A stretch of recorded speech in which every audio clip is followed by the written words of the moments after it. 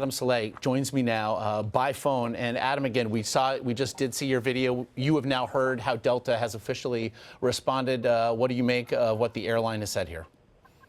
Yes, there was 20 people who were uncomfortable with me speaking Arabic and my friends speaking Arabic, and there was a lot of other people who were uncomfortable with them being uncomfortable with me speaking Arabic. And then when the captain came, he was telling me and my friend that he wants to speak to us outside, and then he was like, "Get your bags, I want to speak to you outside." And at that moment, I knew I was being kicked out. I'm sorry for speaking low because I'm on a different flight right now, not with Delta.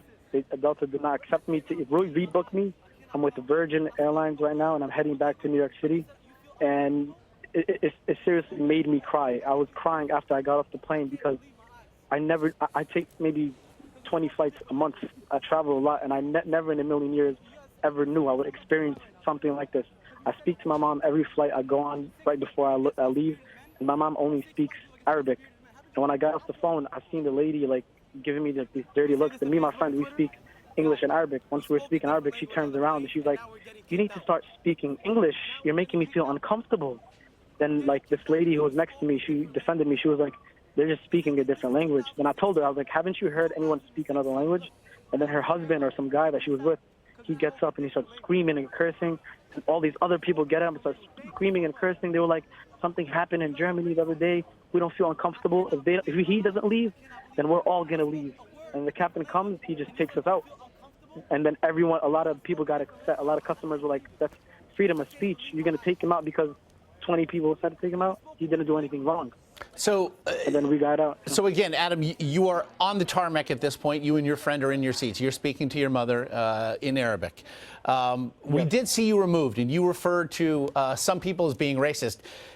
It would seem that there is a difference in 2 or 3 passengers speaking to you personally, and some 20, as the airline is claiming, finding this to be an uncomfortable situation. Do you suppose they were all? That these more than 20 customers, were they all uncomfortable with your use of Arabic or with the commotion that ensued? No. They all agreed with the people with the 3 people that were like, "Oh, he's speaking Arabic. I feel uncomfortable." Then they got up and they agreed. They were like, I do not feel comfortable with these guys on the plane." And then a couple of people were defending me and my friend. They were like, all they did was speak another language. Then a lot of other ones, they were like, "You need to call the captain, have them out." And like 20 of them were like, take them out now. We don't want them. I don't feel comfortable. They need to speak English. I don't know what they're saying." And then me and my friend were like looking at each other like, what the heck did we just do? It made us feel like we just done like the most horrific thing ever. And all we did was I speak to my mom and I spoke to him in Arabic. And the captain literally agrees and takes us out.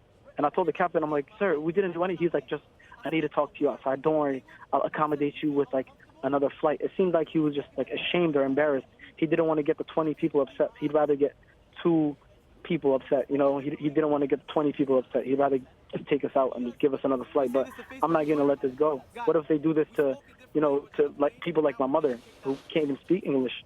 And even a couple other Delta workers would come up to me. They'll be like, "Hey, don't let this go. This isn't the first time that Delta has done this." And I told them, I was like, "I'm not going to let this go. I'm definitely not going to let this go. What they did was wrong. Just because I speak to my mom in every flight. Nothing ever happened until today." And so, and again, you mentioned you fly some 20 times a month. You also mentioned that passengers were actually discussing, again, the alleged terrorist incident we saw in Berlin. But you have never experienced something such as this from your point of view before? Nothing. I've never experienced nothing like this. Even with when we were leaving off the plane, they were trying to get someone else behind us who was he was the same. He had a beard because no one in that area had a beard. Just him in the back. They were like, "Take him out too." And that guy was like, "Whoa, I don't even know who they are."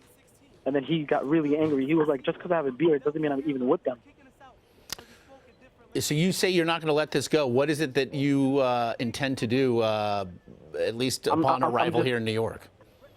Once I arrive, I'm going to meet up with my lawyer. I just spoke to him. I'm going to speak to my lawyer, and I'm going to move on further from there to see what I can do. I just don't want, anyone going through this because it made me, I feel like I'm the worst person ever right now. That's how they made me feel. I'm even scared. I was scared to be around them, and they were the ones saying that they feel uncomfortable when me and my friends were so uncomfortable. Do you think the racism that you say you experienced here was a reflection of the tenuous times in which we live, or was it something more? I have no clue. I'm guessing it has something to do with the Germany thing. I never knew there was even like an incident there until they mentioned it. Again, Adam Saleh, we thank you for your time here, and certainly we're glad to know at least that you are on your way, that your travel has not been further delayed. And again, Adam, thank you so much for joining us. Thank you so much. Happy holidays.